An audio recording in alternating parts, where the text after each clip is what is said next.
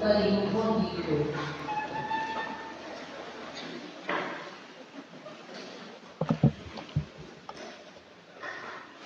Kung ang unang kandila sa Adbyento kay nagsimbolo sa paglaom o ang ikatulo nga kandila nagsimbolo sa kalipay, unsa man ang ikaduhang kandila?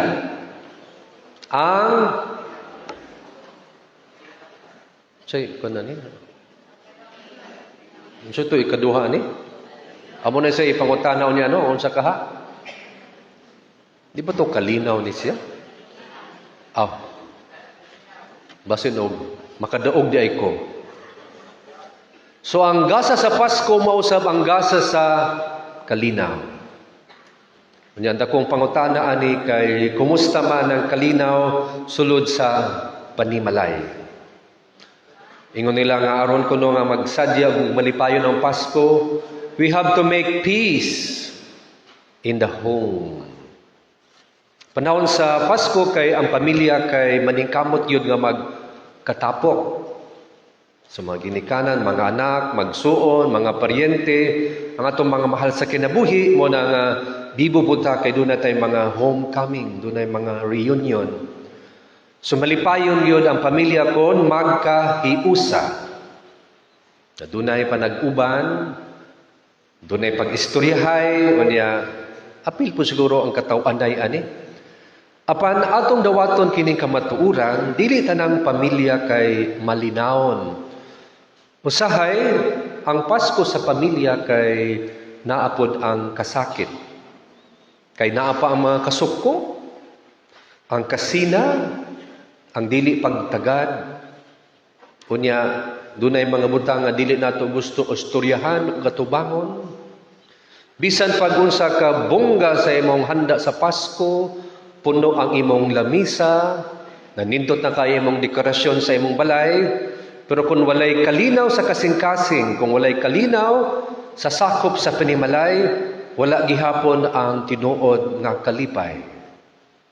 So mga igsuon, namo ni siya'y mensahe sa Pasko, ang dako kay nga paglaom, kay ang natawo nga manunubos, kay ang iyang dala mao ang kalinaw. Dili kalinaw nga mahatag sa kalibutan, kundi ang kalinaw nga iya sa Dios ang nagdala sa gugma o pakiguli. Busa, ang panahon sa Pasko kay bulawanon nga panahon sa pakiguli. Panahon ni sa pagpaubos, panahon sa pagingon, pasaylo ako, o magsugod na punta. Kay kung wala gyud ang pagpinasayloay, na dili gyud mosulod ang kalinaw. Nya mingaw pug kayo ang Pasko. Sa ebanghelyo karon, sumoni siya'y atong matun-an. Ang natawo nga Mesiyas kay natawo sulod sa usa ka pamilya. Bahin siya sa usa ka pamilya. Wala lang siya mahulog gikan sa langit. Kunya kung atong tan-awon ang kaliwat, sagol-sagol kini. Dunay matarong, dunay makasasala, dunay maayog reputasyon, duna po'y maot. So nagpasabot nga bisan kinsa nga pamilya kung tanaw nato murag maayo, naghapon ang kakulang, naapod ang sala. So nataw ang Mesiyas gikan sa kaliwat ni David. Usa siya kaharianon nga banay, maayo ang iyang ngalan. Dako ang iyang reputasyon.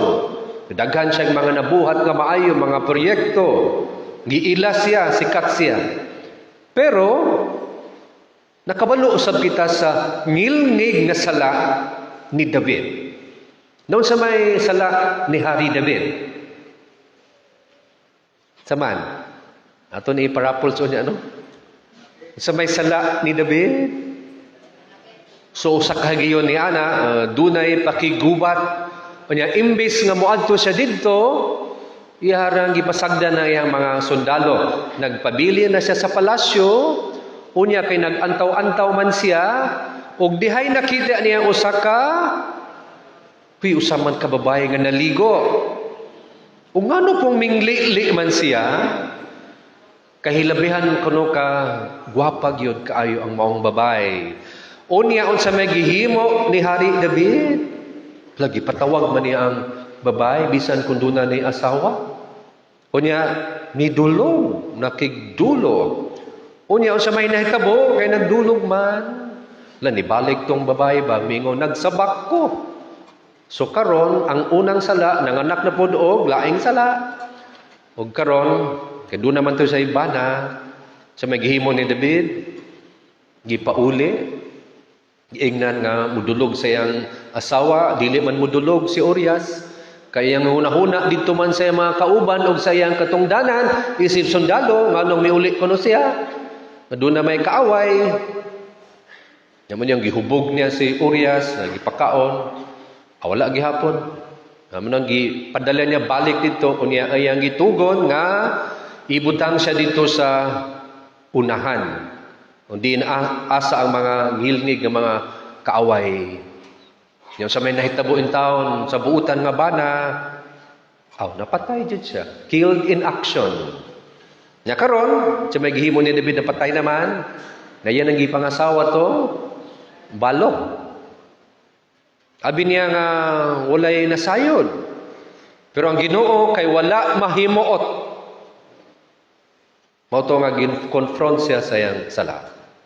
So dinhi, di yun matago ang kamatuuran. Pero bisan pa man, ang mensahe, ang Mesiyas kay musulod sa pamilya nga dili perpekto. So ang Ginoo kay dili diya siya mamili. Kini kay limpyo man nga pamilya. So dinhi ragyog ko. Dili siya mulikay, di po niya sayloan. Bisan ang pamilya nga gubot. Kay nganuman, ang iyang dala mao ang kalinaw. So tanan kita mga igsoon kay nataw sa atong pamilya.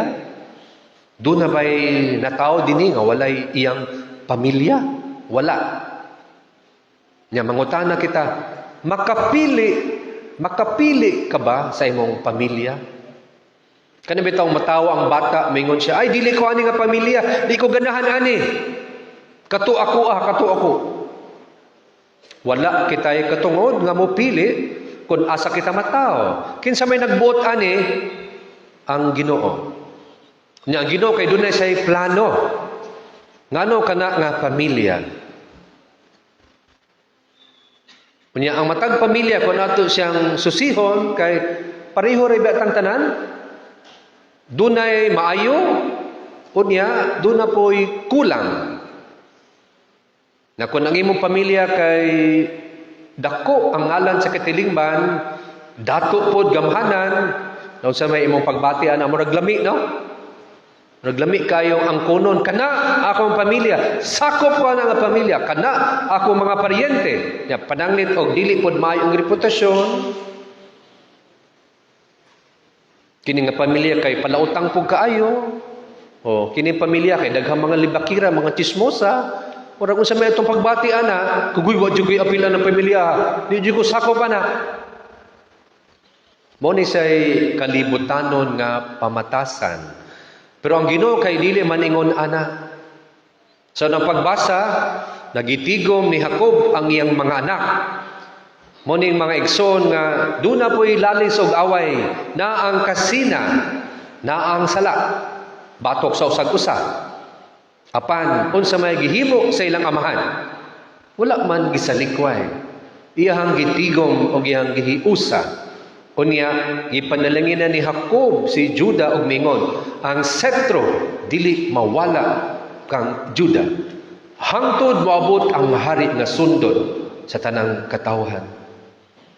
So mga igsoon, klaro kay ang mensahe, ang Dios mo pili nga motuman sa iyang plano bisan kinsa nga pamilya, bisan dili perpekto og hingpit. So gikan sa kapamilya nga dunay mga kapakyasan, kasaypanan, madawat ang plano sa kaluwasan. Karon, natuman ba kini nga plano sa Dios? Kinsa man ang katumanan niini? Si Jesus. Siya ang hari lagikan sa kaliwat ni Huda. Dili hari sa gahom, kundi hari sa kalinaw. Mo ni say pagtulunan sa mga pagbasa. Ang kalinaw wala nagpasabot nga walay mga problema ang pamilya. Pero bisan pa man na ang kasamok ang pamilya kay magpabilin nga maghiusa. Buson sa may tinuod yod nga kalipay, ang pagbaton sa kalinaw o ang kalinaw himuon diya sa desisyon sa pakig-uli. So dili tanang pamilya kay perfecto gyud. Pero ang tanang pamilya kay gitawag sa Dios nga mahimong tinugdan sa kalinaw sama ni Juda og sa iyang pamilya. Dunay mga kasaypanan sa nangagi apan gipili gihapon sila sa Dios nga mahimong kabahin sa plano sa kaluwasan. Na sa ebanghelyo nakinsa man ang Mesiyas nga matao sa Jesus. Niya uban na Jesus kay mohari mutunhay ang kalinaw o niya iyang ibalik iusahon niya pagbalik ilabi na ang mga nagkalagyo nga mga sakop sa pamilya. Mga igsuon na may siguro nga mutan-aw ta sa tong pamilya karon unya mangutana ta sa tong kaugalingon time sa kinsa man sa akong pamilya nga hangtod karon kay dili gihapon mayo ang akong buot. Dili ko ganahan mo tagad. Kinsa man ang akong kontra og nabikil. Nya pangutana ni unsa poy imong plano? Sunod ba ni sa plano sa Ginoo? Duha ra may atong kapilian ani. Mupili ta sa dalan sa kalinaw o magpadayon ta sa atong kasamo. So sa may hagit yun niini ang pakig-uli. Pero lami sa isulti, lisod buhaton. Dili tanang pakig-uli dali. Dunay mga kasakit nga lawom. Dunay mga samad nga dugay maayo. Dunay mga sitwasyon nga dili pa panahon sa diretsyo nga pakig-uli. Ingon sila kay time heals all wounds. So ato na lang ihulat sa hustong panahon. Ang kalinaw magsugod na dili sa istorya kundi dili diya sa kasing-kasing. Sa desisyon nga dili na magdumot. Sa desisyon nga magampo ko alang sa nagsakit nako. Sa desisyon nga akong ablihan ang akong kasing-kasing sa grasya sa Dios. Usahay ang pagkig-uli kay taas. Depende sa kalawom ang away. O unsa pod kahait ang mga gipangbuhian nga mga storya. Muna nga usa siya ka proseso. Dili siya usa ka higayon. Kung dili pagyud nimo kaya karon, ayaw lang pog pugsa. Pero ayaw lang pod isirado ang imong kasing-kasing sa grasya sa pagkig-uli. Kay ang Pasko atong hinumduman, ang Ginoo kay misulod sa atong gubot na pamilya. Dili aron nga maghukom nato, kundi aron mo hatag sa pasaylo. Ug kita usab magpinasaylo ay. Diyon sa may mahitabo kung naa ni siya nga grasya, ang pamilya kay mahimong malinawon o malipayon. Nanganong mag-away magyud ang pamilya? Suman kasagaran ang rason ani. So dunay tulo, ang una, kwarta. Kung daghang kwarta, dako ang away. Muna, bulahan kay ta kay wa tay kwarta. Kay di yun ta mag-away. So doon na may away, no? Labi na sa mga kabilin sa mga ginikanan, kay doon na may igsuon nga hakog. Iyarang kaugalingon niyang giunahuna. Nga karon kon mo asensyo na po itong gisalingkway, kung siya may tabo, hala malimot po siya sa iyang pamilya. Miuswag siya, pero ang iyang pamilya kay gubot ang relasyon. Ikaduha, kining kompetensya. Doon na po yung mga igsuon nga magpalabwanay, no? Ako may paborito, ikaw di ka paborito. Nga asa man kasagaran magsugod ning kompetensya, naara po ni sa ginikanan. Kay doon na po inyong paboran, na po inyong paborito. Usay, doon nag-iusa nga inyo yung, anong di man juga pareho sa imong ate? Nganong di man juga pareho sa imong kuya? Buutan kayo, mo serve ikaw, tulog-tulog lang. Ngano asa man juga naliwat? Nakaroon sa may bation atong sige na mong gikasabaan. Alam mo, dako ito siya no, nga maghambin sa kay ubos. Unya karon, kumusta man? Dagko na ang mga anak. Padayon ang bikil ug away. Ikatulo, kini kunong in-laws, mga ugangan no.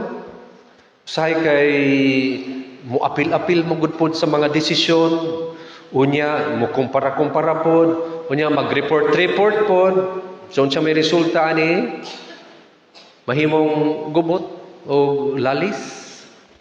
So mga igsuon, sige lang, naaman ni siya nga mga sitwasyon o problema, pero di ta malimot unsa may atong tahas ani, make peace with your family. Ang kalinaw responsibilidad sa tanang sakop sa pamilya. Ayaw nga mahimong hikaw hinungdan sa pagkabahin-bahin. Ayaw pagsugnod sa kalayo sa kasuko. Ayaw na ipadayon ang imong pagbungol na dili magtagdanay. Unsa man ang misyon, what is your task? Be a person of a dialogue. Pakig-istorya. Reach out. Pangayo sa grasyang mupaubos. Ayaw dalhang imong kasakit hangtod sa lubnganan. Doon na rabay ubano nga perting hilak pinaw, panahon kung patay na. Doon sa may pulos sa pagpangayo o pasaylo niya, wala naman siya diha. Sumintras doon na patay panahon, mingon sila, life is short.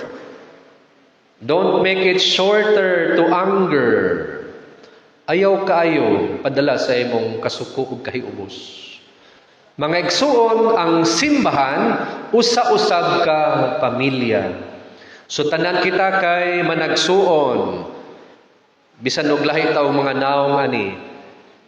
Pero usara ang atong amahan, usara pod ang atong pamilya, unya usara pod ang atong puloy-anan. Puhon. Pero ato po ning dawaton, sulod sa atong pamilya, sulod sa simbahan, doon naghapoy mga relasyon nga naguba o nabikil. Naon sa may hinungdan ani, tamo gyapon to. Unsa galito ang tulo? Kwarta. Usahay maglalista sa kwarta. Mao na kini bitawng tahas bitaw sa treasurer. Murag wa may ganahan kay mo dawat biya ani. Kay ngano man, ikaw may mahimong kontrabida. Ikaw jud ang awayon. Labi-labi daw mupugong bitaw ka, kag di bitaw grabe imong kuan, na maawayan ka, malibak, machismis yun ka. Mao na mga treasurers po, doon na mo importante nga katungdanan, na kuno na po yung magsukit-sukit, mangutana, sa may inyong pagbati, ana, masuko mo. Awayon ninyo. Dili.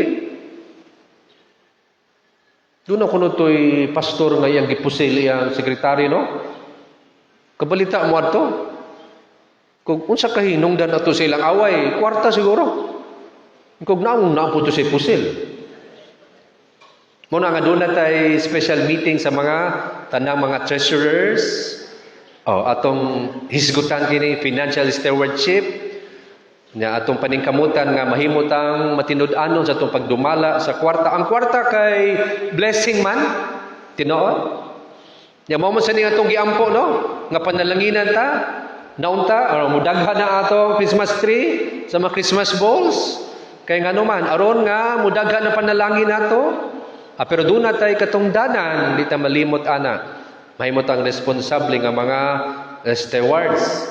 Karon ikaduha, kining favoritism. Doon na ba po ning favoritism sa atong simbahan? Pananglit ang pari ba? No, ang pari. Kay doon naman siya paboran. Ang pari kay paboran niya ang mga batan noon.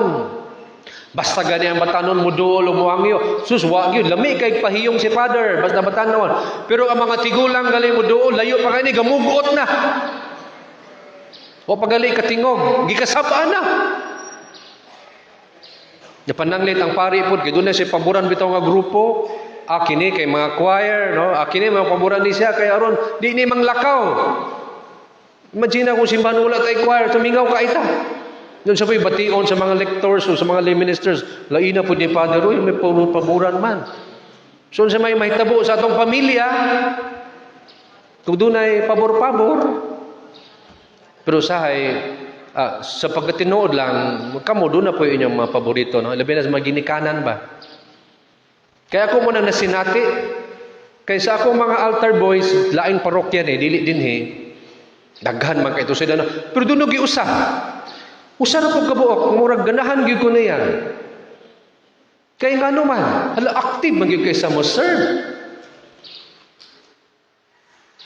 Unya, siya pagali, mamukaw siyang ginikanan. Imagine, mag-alarm clock pa siya. Masuko pa siya guwa sa gipukaw. Kaya di siya gustong malate sa misa. Na makita na ko siya, no? Active kayo ba? Muna, pag-abot nito, mudaghan mo, apil ang ubang, mura siya ma-set aside, no? Pero siya yung buhaton, taguan ko niyang bell ba? No? Taguan niyang bell, kaya nga naman, siya, Father, ang bell na ako din aron nga siya gyud ang bagting gyud. Nalingaw ka to niya. Mao na panahon bitaw og mulakaw ko ba, no? So makadumdum mo jud ko niya. Unya ako siyang palitan og regalo. Siya ra pod. So ay lang pod ni i-post in town kay basin og dunay makita ani. Nya masuko. Siya gan si Padre og gapabor-pabor i-post ra bagi hapon. Pero wala na ako gipanabi oy na ako gisulti. Nga siya akong paborito. Wala kay ngano man, kay kung ako nang himuon, unsa may tabo. Pero mao po ni siya akong nadiskubrihan, kini di ang doon natay paborito, nagtuo ta nga mahimo pong buutan. Unsa may tabo kun imong paboran. Hala kay akong kay no badlungon man po di ay. Badlungon. Kay ngano man, nagsalig man siya kay siya siya may paborito. Kung naon sa mapuga, ikaw gali ako ikaw may magpulo-ulo sa binuang diha. So mo na, unsay pagtulunan ani, maningkamot ta nga dili ta doon na po inyong paborito nga pare. Wala, no? Nawagin mo yung choice din Usara man kabuo. Nakaroon ay katulo, garbo, o gininggahi nga kasing-kasing. Dili gusto mo paubos. No saan na gina kundi ka mo paubos. Di kita mag-abot. Muna di kita magbalik. Busa maigsuon. Alang sa atong parokya. Aron nga mutunay ang kalinaw ug kalipay unsa man atong buhaton dinhi. Kun doon na bitay project nato dinhi unsa man. Unsa man gyud nindot nga project kunya may pangayon sa Ginoo uban sa pagkamal sa mahal na Birhen Maria unta matukod dinhi ang kalinaw unsaon man. Build a culture of dialogue. Sa manang dialogue kani bitaw mahimutang abli nga maminaw ba sa usag-usa. Labi na sa inyo mga gipangbati. Kanya kung maminaw ta, do not make judgments. Paminawa lang yun. Aron nga makasabot ka. Kanya kung doon na tayo mga away, lalis, di lang punta mo biya. Kaya doon na may proseso ani, nga magbalik ta. Labi na kung mo paubos, o magpinasayloay. May sumo man siya kahulugan sa usa ka sinodal nga simbahan.